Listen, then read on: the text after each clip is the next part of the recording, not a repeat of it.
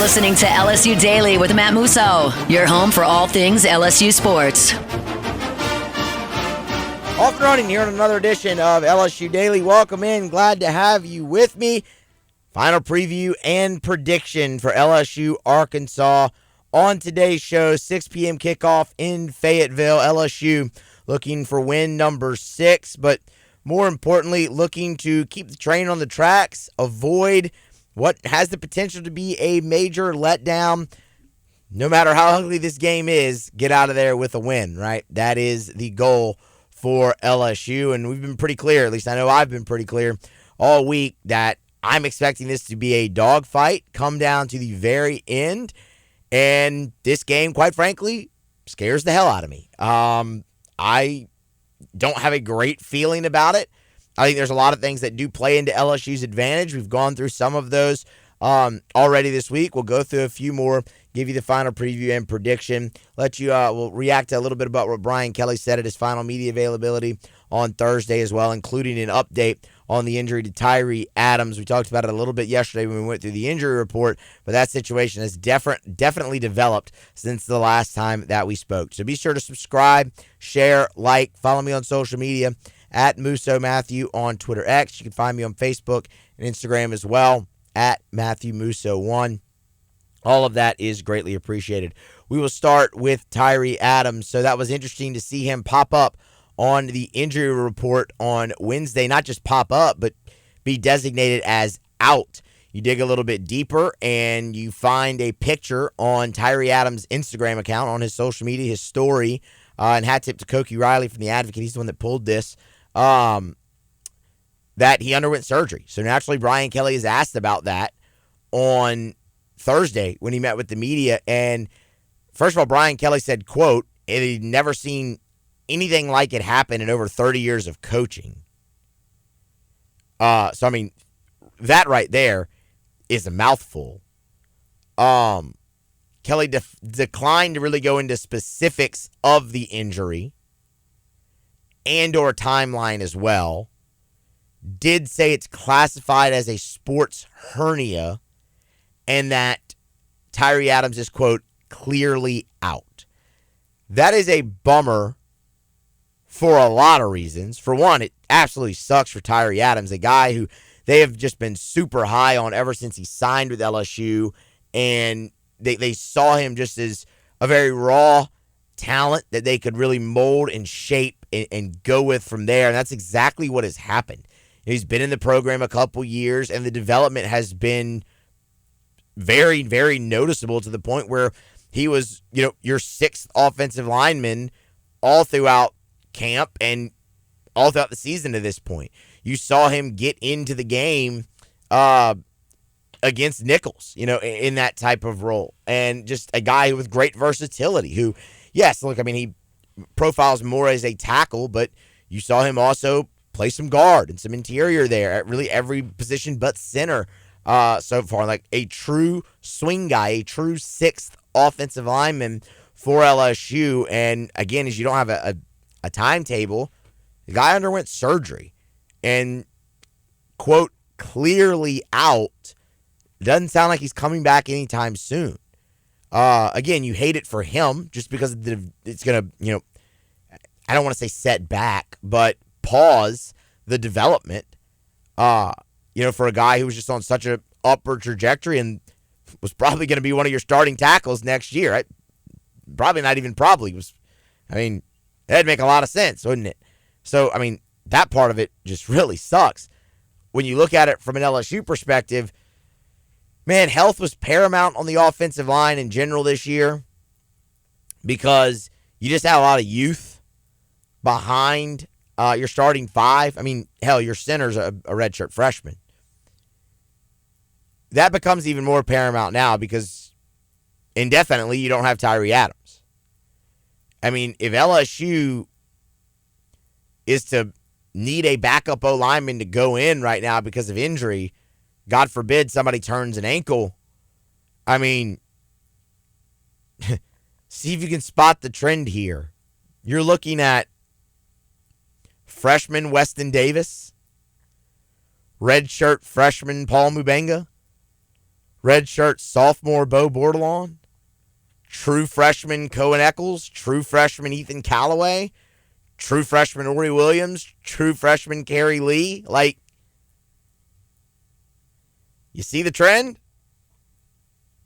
They're all really young and inexperienced. I mean, the only time you've really seen Bo Bordelon get on the field in his time at LSU so far is earlier in the year when they tried him as that extra blocking tight end. Put him in an 89 jersey and sent him out there as an extra O-lineman. The experience is just really light there. And I was going to make for an interesting offseason conversation anyway for LSU on the offensive line. But I think what you would see, I don't think you would just see like, okay, say, Will Campbell goes down again, God forbid. I don't think you would just see them throw one of the freshman tackles in there at left tackle. You would probably see some shuffling on the line where Emory Jones moves over there and then you put one of the freshmen in at right tackle. Same thing at guard, where maybe you just, okay, Garrett Dellinger goes down. Okay, Miles Frazier, you go take the left guard spot and we'll put one of the freshmen in there out on the right side. Things of that nature. I think you would see more shuffling before anything, but right now, man, you got to stay healthy on the offensive line. That injury to Tyree Adams, that is a big one. And obviously you wish the young man a speedy recovery so he can get back to the upward trajectory, the very evident upward trajectory that he was on. Brad Davis had done a marvelous job there, and credit to Adams as well for putting in the work. So a speedy recovery there for number 71. Hopefully he's back out there on the field in no time wearing the purple and gold. As for the game Saturday, well, you still have your starting offensive line, and they've been pretty darn good. And that's going to be a hell of a matchup to watch, but it's one that you should feel confident in. If there's one matchup you feel the most confident in all year right now when LSU takes the field, it is their pass pro against the opponent's pass rush. And Arkansas had a pretty good pass rush. It's led by Landon Jackson, a guy you should be very, very familiar with. Talking with Jim Nagy from the Senior Bowl, spent a lot of time in NFL front offices, watches a lot of film. He's a very well-respected scout. Said Landon Jackson, by the time April rolls around, it's going to be a first-round draft pick, which kind of stinks because he started his career at LSU. But, you're doing pretty good with Swinson and Jones as well. But and look, you wish the best for those guys as they move on. So he's obviously made the most of it. But that's a guy you're going to have to tangle with. Now, again, you feel good with Jones and Campbell over there on the outside, but that is definitely a matchup to watch. I'll tell you this as well. On the interior, there's some pressure too. Big Eric Gregory has always been a good run stuffer, but he's taken his pass rush game kind of to the next level, and is really starting to kind of earn himself some money in the draft potentially this year by getting to the quarterback at over 300 pounds and 6'4". Like, he's a load. So keep an eye on the interior of the offensive line. That's maybe where LSU's been a little bit more susceptible to pressure, but all in all, they've been really good. 2 sacks, y'all. I mean, that's easily the best in the SEC, and it's top 3 in the country. But when you just look at Power 5 teams, it is the best. So they've been awesome, and you feel good about LSU in that matchup. We talked earlier in the week about turnovers and the run game. Just briefly reiterate that for this game. Turnovers and the running game. LSU is +1 in the turnover differential. That's not great, but it's still better than the -2 that Arkansas is. And I get it. It doesn't sound like a very big disparity there, but that's a difference of 3 turnovers. Arkansas will give you the football. LSU has to be opportunistic, and when they get the football, they have to go make the most of it. Points off turnovers are going to be huge, especially on the road. That's massive in this game.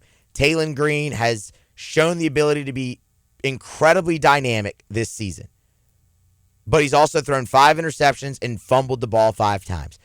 He's lost 3 of those fumbles. So you're looking at 8 turnovers just from him. He will give you the football.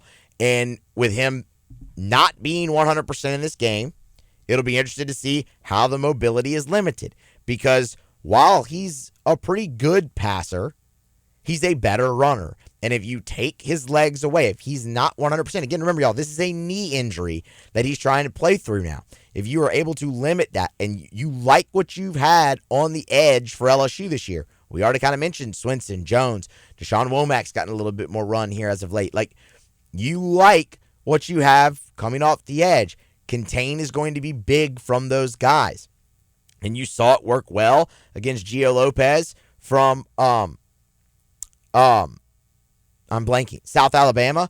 Sorry about that. And obviously Jackson Dart against Ole Miss. I mean, you sacked him 6 times. You're going to need, I'm not going to ask you to go out there and sack Taylor Green 6 times, but you're going to need to get pressure. You're going to need to keep contained, and you're going to need to get him on the ground. I'll be very interested to see how he responds to that first hit with the injury, because while he'll play, he's not going to be 100% here in this game, which is important. The other thing was LSU in the running game. Arkansas is going to play coverage for a couple reasons. Number one, and we talked about this earlier in the week. Number one, you just saw Ole Miss have success doing it. LSU's offense got off to a very slow start with Ole Miss playing coverage. It took Garrett Nussmeier a minute to find his way. And when he did, he made big throw after big throw after big throw and helped and won you the football game. But he also turned the ball over twice. The other reason, Arkansas has been able to stop the run with 5 guys this year. They did it against Tennessee most recently. And that also allows you to play more coverage. LSU will have favorable run looks in this game. Brian Kelly talked about focusing more, spending more time, focusing more, a bigger emphasis on the running game the last few weeks in practice. Let's see if it comes to fruition. I want to see LSU run the ball. You've heard over and over again this season, when we have favorable run looks, we'll run the ball. You saw that against South Alabama. You didn't see it against Ole Miss. Granted, it's a really good Ole Miss defense, I understand. Arkansas has been pretty good at stopping the run. But you're going to have favorable run looks. Can LSU run the football? You do that, you open yourself up to long, sustained drives in this game, which is a gut punch when you're the road team. It's a gut punch to the home team, I should say. Keeps them out off the field, and it can take the crowd out of the football game. When it comes also to turnovers, Garrett Nussmeier, because he's going to see more coverage, the decision-making just has to be a little bit better earlier in games. Nuss has thrown 4 picks in the last 2 games. So 2 each. They were both at home. One was in a blowout. One was in that tight game against Ole Miss. You can't go on the road and throw 2 interceptions in the SEC. Especially in a game like this. That could be all the difference because this is going to be tight, y'all. Tight. I know that sounds real simple, but when you're going, especially when you're going up against a team like Arkansas who will give you the football, you can't give it right back to them. I'm reminded of the sequence in the Ole Miss game where Zy Alexander intercepts the pass in the end zone, and then on the very next play, you threw a pick. Like, that's the kind of stuff that can't happen when you're on the road. Finally, on Garrett Nussmeier, I'm expecting a big game. A big game from him. Arkansas secondary, they're missing their best defensive back, their best cornerback in Jalen Braxton. We talked about that when we went over the injury report. While they are getting another guy back, and they have filled in admirably for Braxton, they played a game against Arkansas Pine Bluff. They played at Oklahoma State against Alan Bowman. And mind you, Alan Bowman threw for 328 yards. They played UAB. They played Peyton Thorne. They played Marcel Reed. And they've played Nico Iamaleava. They have not seen a quarterback like Garrett Nussmeier all year long. They have not seen a passing game like LSU's all year long. They just haven't. And now you add in the extra wrinkle of some special packages, some special plays for a mismatch like Trey'Dez Green. You get C.J. Daniels back. That just strengthens LSU's passing game even more.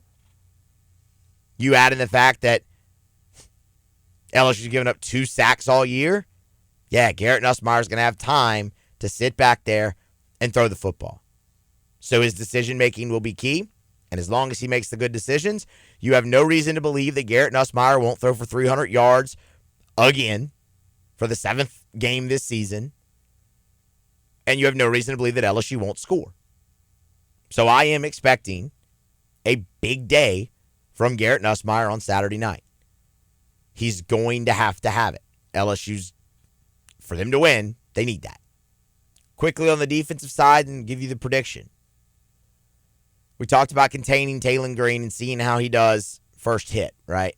See how healthy he really is. But on the LSU side, I'm also looking for a little bit of fatigue.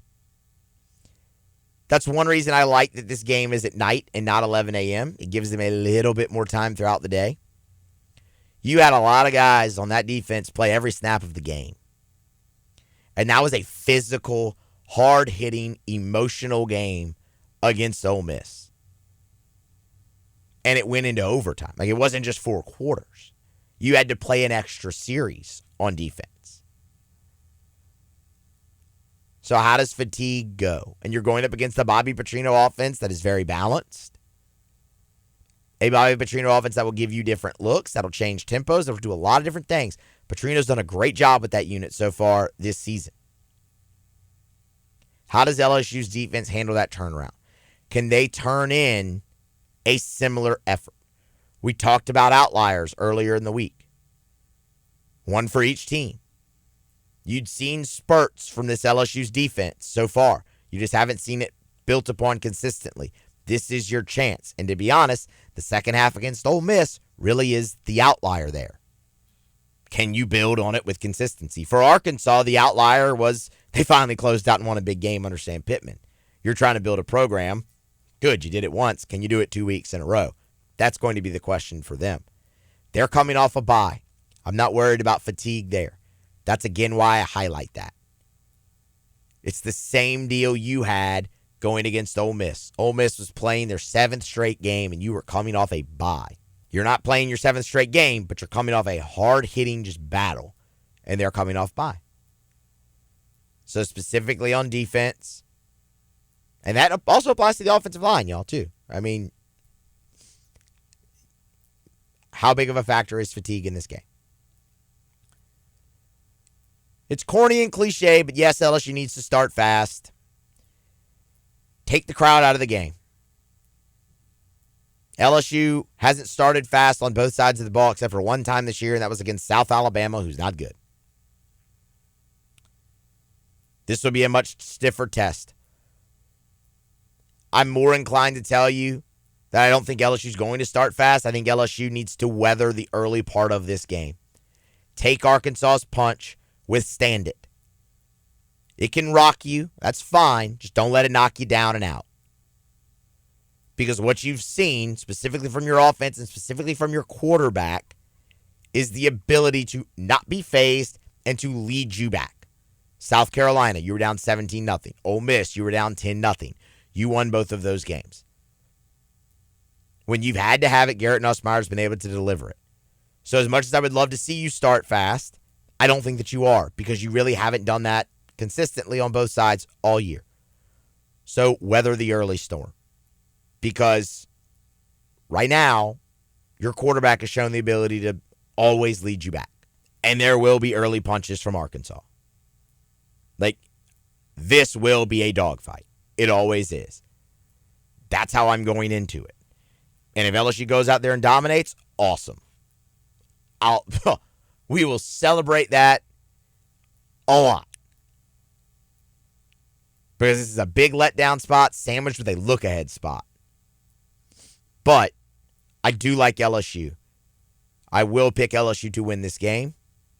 I will pick LSU to win this game by 3 points, because this game has been decided by 3 points the last 4 years, as long as Sam Pittman has been there.